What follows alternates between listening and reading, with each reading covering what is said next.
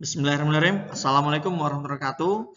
Semangat pagi, kita bisa luar biasa. Sebelumnya terima kasih kepada Bapak Ibu Dewan Juri sekalian yang telah memberikan kesempatan kepada saya untuk mempresentasikan inovasi yang telah saya buat, yaitu Universal Test Band Sensor dengan tagline Make sure your activity and this activity for make sure. Perkenalkan, nama saya Farizal Bahri. Saya adalah salah seorang Product Development Engineer di PT Komatsuneira Manufacturing Asia. Perusahaan saya, PT Komatsuneira Manufacturing Asia, adalah salah satu perusahaan yang merupakan joint venture dari KI dan UT, di mana kami memiliki dua plan engine yang terletak di Balikpapan Plant dan plan transmission dan PPM yang terletak di Meluaran Plant. Business coverage kami itu ada di seluruh Indonesia, tetapi kami spesial di area Kalimantan. Project background kami adalah meliputi visi dan misi dari perusahaan, yaitu menjadi sebuah perusahaan remanufacturing terbaik kelas dunia, di mana kami menerapkan prinsip-prinsip budaya champion, yaitu salah satunya adalah inovasi dan networking collaboration. Goal daripada perusahaan kami di tahun 2020 ini adalah bagaimana strategi cost down, dan dari Departemen Policy kami adalah bagaimana meningkatkan aktivitas penggunaan kembali barang-barang yang akan di-reuse. Saya sebagai kisi staff adalah bagaimana menemukan cara-cara terbaru untuk bisa fokus bagaimana menggunakan kembali part-part yang non-metal. Sebelumnya saya ingin menyampaikan latar belakang daripada tema tersebut. Kita bisa lihat bisnis situasi di tahun 2019 sampai tahun 2020, di mana situasi harga batubara yang menurun. Dan ini berdampak pada perusahaan kami, di mana produksi kami pun juga ikut menurun.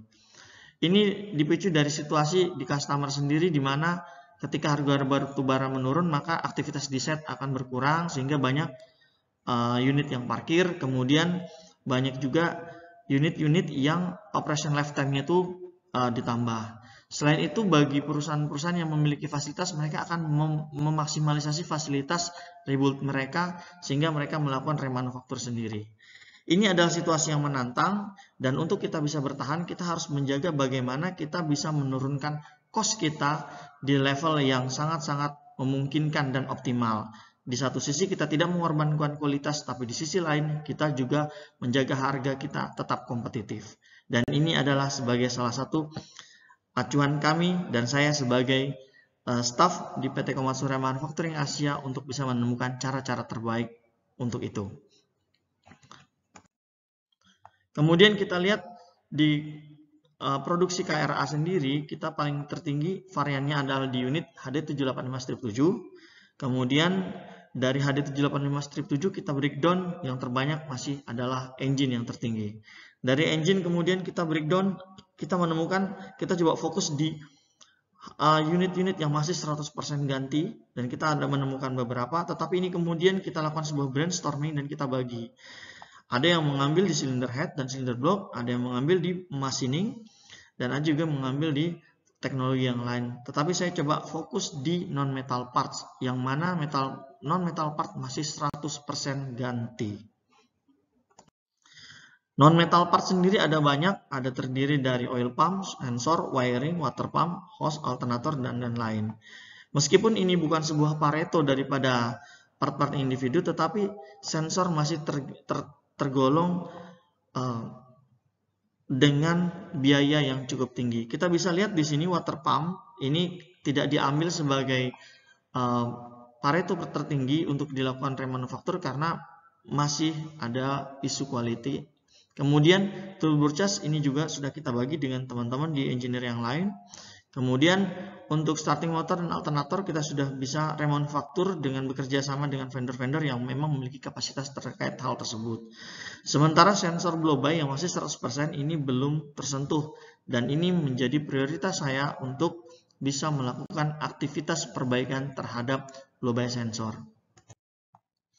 Sedikit mengenal terkait masalah blow by sensor. Blow by sensor sendiri adalah satu part atau alat yang digunakan untuk mendeteksi kebocoran gas di dalam crankcase. Di dalam crankcase sendiri sebenarnya gas tersebut diizinkan, tetapi dalam acuan atau dalam standar tertentu. Jika dia melebihi standar, maka blow by sensor akan memberikan warning kepada panel di kabin untuk mewaspadai dan untuk bisa melakukan pengecekan lebih lanjut. Low bay sensor sendiri kemudian kita coba bagi stratifikasi kerusakannya. Ada yang level 1, level 2, level 3, level 4, dan level 5. Di sini kemudian kita coba bagi masing-masing dari level tersebut, dan kita dapatkan bahwa dari masing-masing level tersebut 30% memang masih bisa memang harus diganti, tetapi sisanya 41% adalah kerusakan yang tidak teridentifikasi, dan bisa dibilang 41% ini hanyalah karena kekhawatiran masalah kualitas sehingga akhirnya dia diganti. Maka itu kita harus menemukan cara untuk bagaimana bisa memverifikasi kerusakan tersebut agar bisa kita gunakan kembali. Nah, di sini kemudian saya juga melakukan analisa menggunakan berdasarkan dari korelasinya antara lifetime dengan kerusakan, dan di sini tidak ditemukan korelasi kerusakan yang signifikan antara lifetime dengan model kerusakan, sehingga bisa dibilang di lifetime berapapun kerusakan itu tidak menjamin disebabkan karena lifetime yang tinggi. Untuk itu saya akan set up target dari penggunaan 100%, kita akan set up penggunaannya 70%, sehingga 30% saja yang diganti, dan ini yang benar-benar mengalami kerusakan yang cukup signifikan.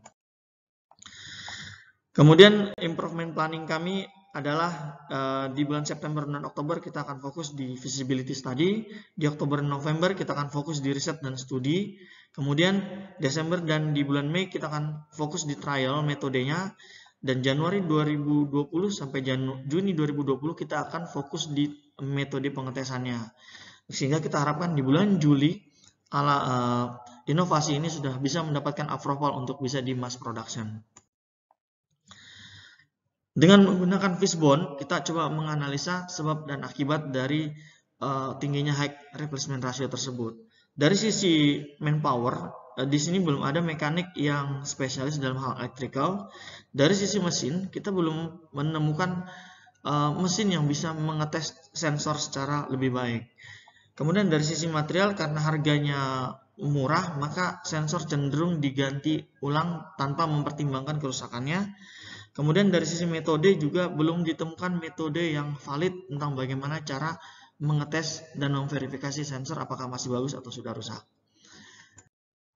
Kemudian dari sini kita coba mengimplementasikan dari tingginya replacement ratio, kita coba mengimplementasikan bagaimana caranya agar kita bisa menggunakan sensor itu kembali. Untuk itu kita perlu beberapa aktivitas. Salah satu aktivitas yang pertama adalah kita melakukan aktivitas benchmark.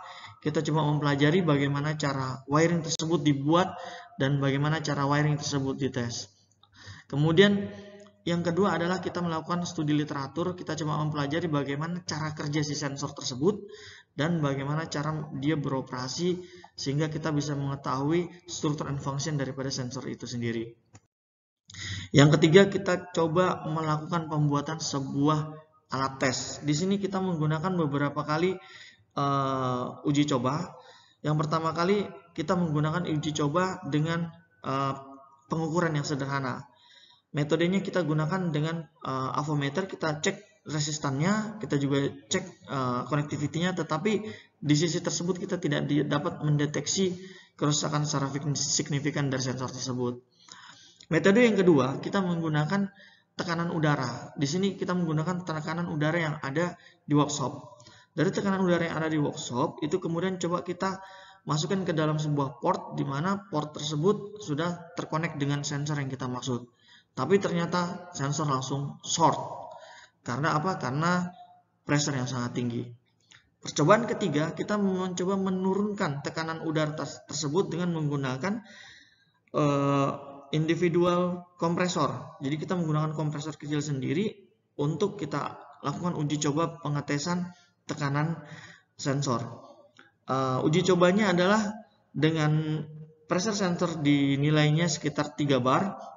Di situ kita dapatkan ternyata masih cukup tinggi sehingga lagi-lagi sensor harus mengalami short. Yang keempat, kita coba bikin test band yang betul-betul spesial dengan mempelajari karakteristik dari permintaan si pressure sensor itu sendiri. Kita bisa lihat ada dalam diagram ini hubungan antara pressure sensor dengan output itu berbanding lurus. Semakin tinggi pressure-nya, semakin tinggi output daripada voltasenya. Di mana 20 kPa itu minimal di 4,5 volt. Untuk itu kita buat sebuah skema perancangan bagaimana alat tersebut dibuat. Maka kita menggunakan kompresor tadi. Dari kompresor itu kemudian kita turunkan di regulator sehingga dia tekanannya menjadi jauh lebih rendah. Kemudian dari tekanan rendah tersebut kita masukkan ke tangki bertekanan rendah, dan ini kemudian kita turunkan lagi dengan regulator sehingga betul-betul mencapai di nilai maksimal tekanan di 20 kPa.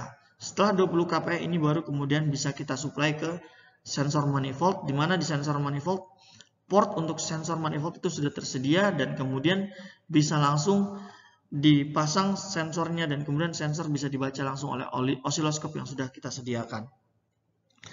Karena dari berdasarkan skema diagram tersebut itu cukup besar, maka kita bagaimana caranya agar bisa mensederhanakan desainnya tersebut. Kita buat beberapa desain. Ada desain yang pertama itu berbentuk meja.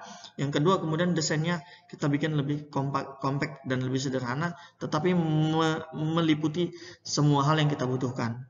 Aktual daripada desain ini sudah kita buat, dan kemudian kita coba menguji validitas daripada apa yang dari skema kerja yang sudah kami rancang tadi. Dan kemudian terbukti di sini di 20 kPa kita bisa mendapatkan result output daripada sensornya itu sampai di 5 volt. Tidak itu saja, kita coba mengkonfirmasi daripada hasilnya.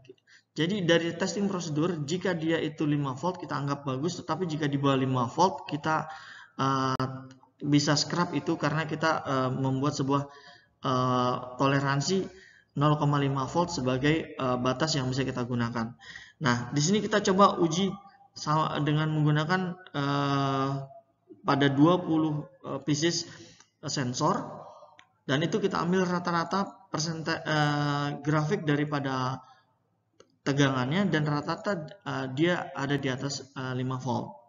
Ini kita ambil 2 kali dan itu rata-rata juga menghasilkan tegangan yang kurang lebih sama. Nah, ini kita dengan menggunakan 2 metode. Pertama kita menggunakan dial, yang kemudian kita menggunakan digital, dan ini hasilnya rata-rata di atas 5 volt.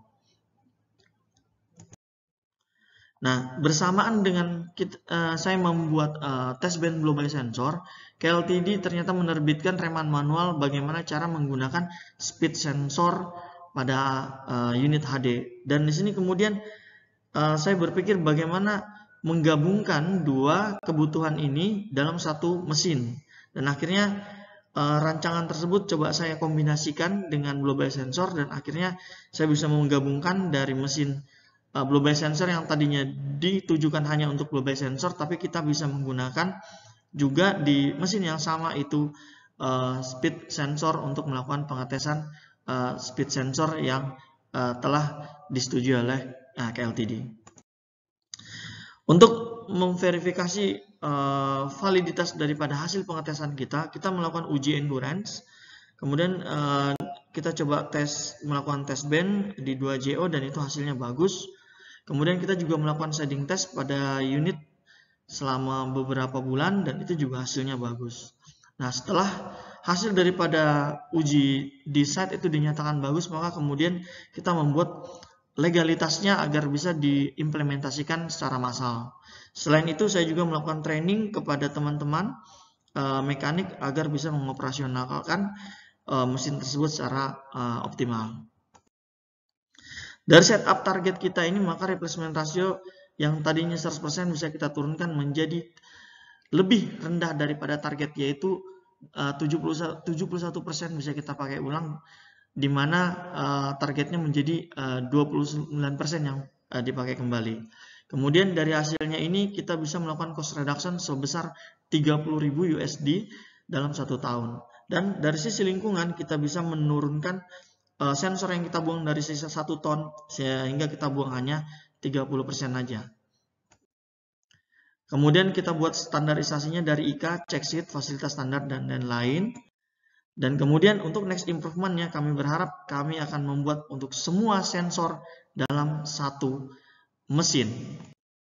Terima kasih atas perhatiannya Word of Wisdom Commerce Way, bahwa kita selalu membuat inovasi yang unik sebagai prestasi bagi diri kita. Terima kasih. Assalamualaikum warahmatullahi wabarakatuh. Salam inovasi.